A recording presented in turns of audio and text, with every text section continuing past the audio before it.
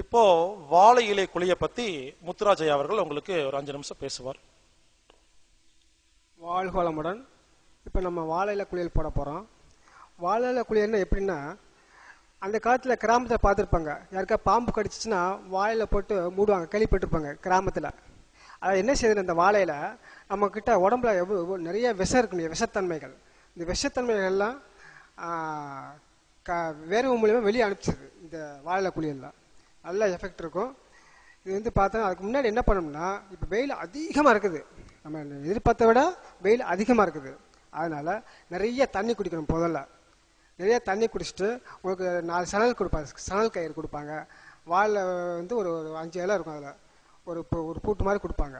அதை நீங்கள் உங்கள்கிட்ட கொடுப்பாங்க, நீங்கள் வாங்கிட்டு போய் உங்கள் பெண்கள் வந்து இந்த சைடு போகலாம், ஆண்கள் வந்து அந்த சைடு போடுவாங்க.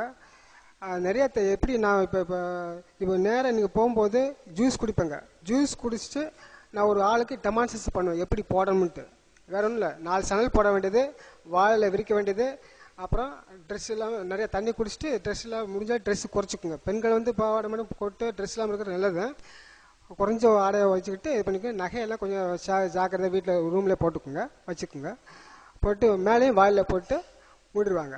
அதுக்கு முன்னாடி இந்த ஒரு டர்க்கி டவல் இருக்குல்லையா, டவலு நல்லா ஈரமாக இது பண்ணிவிட்டு அதை இந்த நெத்திக்கு மட்டும் போட்டுக்குங்க, ஈர துணியை போட்டுக்குங்க. ஏன்னா உடம்புலோட ஓவர் ஹீட்னால இங்கே இது வந்து பிரெயின் வந்து மெல்லிய நரம்புகளாக செய்யப்பட்டது. அதனால் இதுக்கு எந்த பாதிப்பு ஏற்படக்கூடாதுன்றதுக்காகத்தான் ஈர துணியில் போட்டோம்னாக்கா உங்களுக்கு ஈஸியாக இருக்கும். இல்லாட்டி ஒரு மயக்கம் வர மாதிரி இருக்கும், வேறு ஒன்றும் கிடையாது.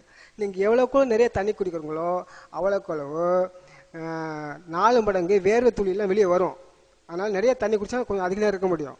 அதனால் கொஞ்சம் நிறைய தண்ணி குடிச்சுக்குங்க, ஈர துணியை போட்டுக்குங்க.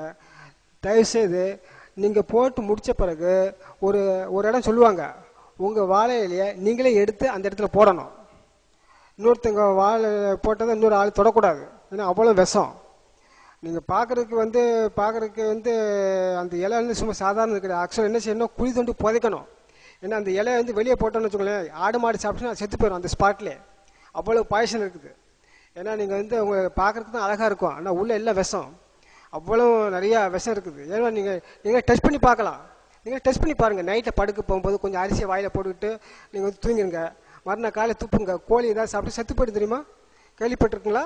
நீங்கள் விசாரிச்சு பாருங்கள். ஆனால் அவ்வளோ விஷம் இருக்குது. இந்த வாழையில் என்ன பண்ணுதுன்னா, உடம்புல விஷத்தை எல்லாம் வேர்வை மூலையே வெளியே அனுப்பிச்சிடும். அவ்வளோ வேர்வு, 4 மடங்கு எவ்வளோ தண்ணி குடிக்கிறீங்களோ அதாவது 4 மடங்கு வேர்வை துளி வெளியே வரும்.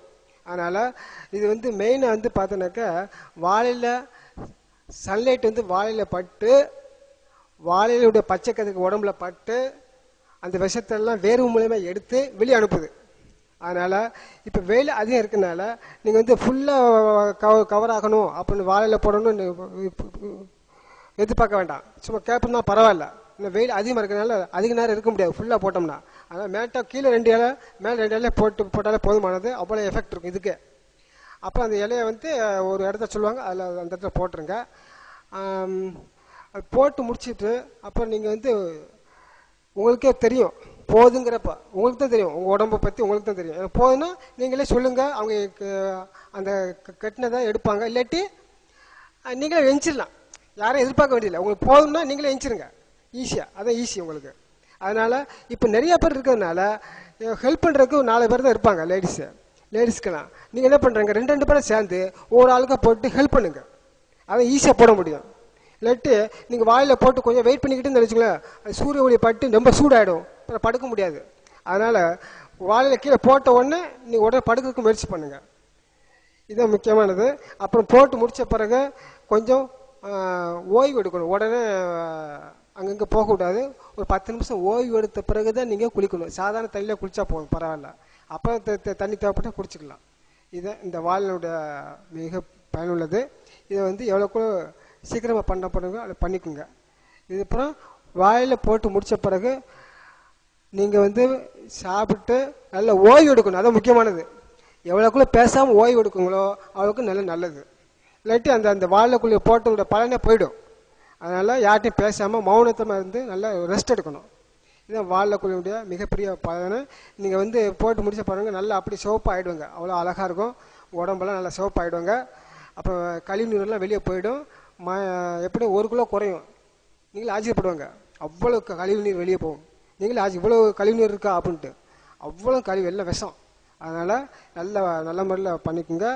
ரொம்ப வீக்காக இருக்கிறவங்க மட்டும் தயவுசெய்து எனக்கு கேட்டு போடுங்க. நைட்டு தேவையில்லை. இந்த டயாலிசிஸ் பண்ணுறவங்க, கிட்னி ப்ராப்ளம் உள்ளவங்களாம் அவாய்ட் பண்ணுறது நல்லது. மற்றபடி இந்த சுகரு மற்றவங்களுக்கு கொஞ்சம் வில்லிங்காக இருந்துச்சுன்னா பிரச்சனை கிடையாது. ரொம்ப வீக்காக இருந்தால் மட்டும் தேவையில்லை, அது பார்த்துக்கலாம். ஏன்டா கேட்டுக்குங்க. இப்போ ஜூஸ் சாப்பிட்றேங்க, ஒரு ஆளுக்கு டெமான்ஸ்ட்ரேஷன் பண்ணுறேன், பண்ணி முடிச்சு பார்த்துட்டு அப்படியே லைனில் நீங்கள் சணல் கயிறு வாழை வாங்கிட்டு அப்படியே போயிட்டே இருக்க வேண்டியதான். அதை போகும்போதே உங்கள் டவல் ஈரத்தில் நினச்சிக்குங்க.